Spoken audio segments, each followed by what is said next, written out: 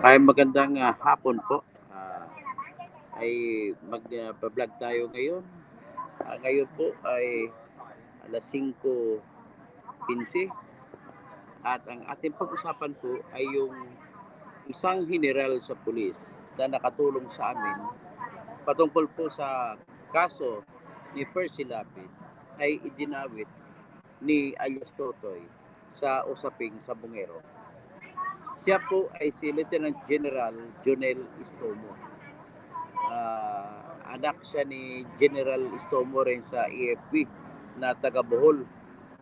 So ito po yung problema ngayon at sinasabi po ni alias Totoy sa kanyang kasong sinampa, administratibong kaso nandun sa National Police Commission na sa maraming mga pulis, isa dito si Lieutenant General o 3-star General Junel Istomo. Isang taga Bohol ito. So, pero naging National Capital Region Police Office Chief ito sa panahon nung pinatay si Percy Lapid. At siya ang malaking tulong sa amin sa paghagilap ng mga ebidensya para lamang mapatunayan na kung sino ang pumatay kay Percy Lapid. So sa ngayon, bakit naman at ilang araw na po Mr. alias Totoy ay matagal ka na po na lumabas at nagsalita. Noong una, parang ang gulo, sabi mo may isang general pero hindi mo nasasabi. Maya-maya ng mga panghuling salita mo ay walang general. Tapos, itong bandang huli, ngayong araw lang, nang sinampa mo ang kaso mo sa National Police Commission, idinagdag mo ang pangalan ni 3-star General Junel Istomo na kasama sa Alpha Group ni Atong Ang. Kapag kasama ka sa Alpha Group ni Atong Ang, ibig sabihin po, yung pinakamalaking share o pinakamalaking bahagi na mapupunta sa iyo bilang kita sa sabong ay nandun sa Alpha Group. Merong Bravo Group, merong Charlie Group, meron pang Delta Group. Yan po ay ayon kay Boyeng Remulla. Pero dito, sinasabi ni alias Totoy o si Julie Dondon Patidungan na si Junel Istomo po ang nag-suggest pa kay Atong Ang na ipapatay na lang si Julie Patidungan kasi delikado sa buhay ni Atong Ang. Kaya hindi nga nagkamali, talagang delikado. Kaya kita mo nung lumabas kay si Totoy, alias Totoy, si Jolie Patidungan, yun, sabog na ngayon ang pangalan ni Atong Ang. Hindi na mapigilan. At saka kung ano pa, ay mukhang mauwi na to sa wala yung kinabukasan ni Atong Ang. Maraming isang pera, ay siya po ay na bilyonaryo, pero ang problema, makukulong ka naman. So, yan po ang katayuan ni Atong Ang ngayon. At yan na rin ngayon na lagay na rin sa balag ng alanganin ang katayuan po ni Junel Istomo. Naalala ko si Junel Istomo, ang laki ng tulong nito sa amin nung nag-investigate po lang sa kaso ni Percy Lapid. At sa kanya nga i-turn over ni dating Benhar Secretary ng DILG na si Benhar Abalos itong sumuko na si Joel Escorial. Kaya tinulungan din ito. Ang unang aksyon kagad pala naalala ko na ginawa ni Jonel Istomo, pinapunta niya mga NCRPO na mga police investigators papunta ron sa Bureau of Correction at para hanapin yung middleman na umupa o pumunta kay Joel Escorial para patayin si Percy Lapid. Naka-encounter pa kasi sila nito ng pahirap dahil itinanggi ni Gerald Vitalik Bantag yung patungkol sa middleman na kumuha kay Joel Escorial para patayin si Percy Lapid. So nevertheless, naalala ko lang yung mga kwento na yon dahil parang hindi ako maniwala kasi ang laki ng tulong sa amin at mukhang na marangal na tao naman ito si Jonel Istomo. At nakausap ko rin ng personal ito patungkol sa kaso ni Percy Lapid. At nakikita ko po yung sinseridad niya sa panahon na nag-imbestiga kami kay Percy Lapid.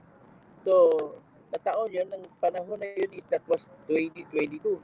Kasi pinatay si Kapper Silapid October 3, 2022. So, kung yan naman ang petsa at tingnan natin, kung balikan natin ang istorya ng Isabong, mas maaga pa panahon ng Isabong. So, nagsimula sa 2021. So, ibig sabihin pa lang pala noon, hindi pa general si Junel Estomo, ay kausap niya si Atong. Kasi naging one-star general pa lang siya noong 2022, nakausap namin siya patungkol kay Percy Lapid na kaso. So, malamang kernel pa lang siya noon. Kaya siguro, yan naman siguro ang dahilan kung bakit hindi mabanggit-banggit kagad ni alias Totoy na kung sino yung general. So, anyway, what is important is, magtatanong na ako alias Totoy. Kung balikan natin ang pagsisimula mo na pagsisiwalat, ay wala kang binanggit na Junel Estomo at napakalaki ng papel ni Junel Estomo para makalimutan mo. At bakit mahigit isang linggo na ngayon mo lang binanggit ang pangalan niya? Yun lang, tanong lang naman yan. Gusto ko lang ng paliwanag. At sa ngayon, ang sabi mo, ang papel ni Junel Estomo sa isa sa papel niya, siya yung pasimuno sa mga pulis na ginagamit sa pagpatay. At isa pa, sinabi mo na si Junel Estomo ang nag-advise kay Atong Ang na ipapatay ka na lang kasi delikado ka sa buhay ni Atong Ang. Which is true enough, delikado ka. Kaya nga ngayon, nagpukumahog na ngayon si Atong Ang. Pero ang sa akin lang ng tanong dyan, paano mo nalaman, unang tanong ko, paano mo nalaman na nag-advise si Junel Estomo kay Atong Ang na ipapatay ka? Sino ang pinagbasihan mo? Sigurado naman ako na wala ka roon. Noong kung nag-advise man, wala ka roon sa panahon na yun na nagbigay ng advice. Yan na po ang aking napapansin. Kaya siguro kailangan namin ng paliwanag para dito, para bigyan natin ng magandang laban naman, na patas na laban si Junel Estomo. Alalahanin mo si Junel Estomo ay anak din siya ng isang general sa military. At ang siya ay PMER din na nagsilbi na sa bayan, nasisira ng bigla yung kanyang pagkatao na kung totoo yan, talagang sirang-sira siya kung naging kaibigan siya ni Atong Ang. At kailan ba siya naging kaibigan ni Atong Ang? Kasi ulitin ko lang, nakilala namin si Junel Estomo noong after October 3, 2022. Which is, tapos na yung sabong, sarado ng isabong. So, ibig sabihin po, maaring general na siya, pero one-star general pa siya 2022. So, ano kaya naging papel? At bakit naman maraming mga pulis ang mga nagamit ni Atong Ang dahil ba kay Junel Estomo? So, dito natin malalaman, ang hinahanap pa natin kung ano pa mga detalye na alam ni Jolie Patidungan. So, yan lamang po ang aking hinihiling. Mukhang hindi po ako naniwala, pero wala tayong magagawa kung talagang yun naman ay personal na alam niya. Nagtatanong lamang ako ng paliwanag, bakit ngayon lamang binanggit ang pangalan ni Junel Estomo na pwede naman niyang banggitin nung una pa lang na lumabas na siya. Yan lamang po ang ating magiting ngayon at magandang hapon po sa lahat ng mga Pilipino.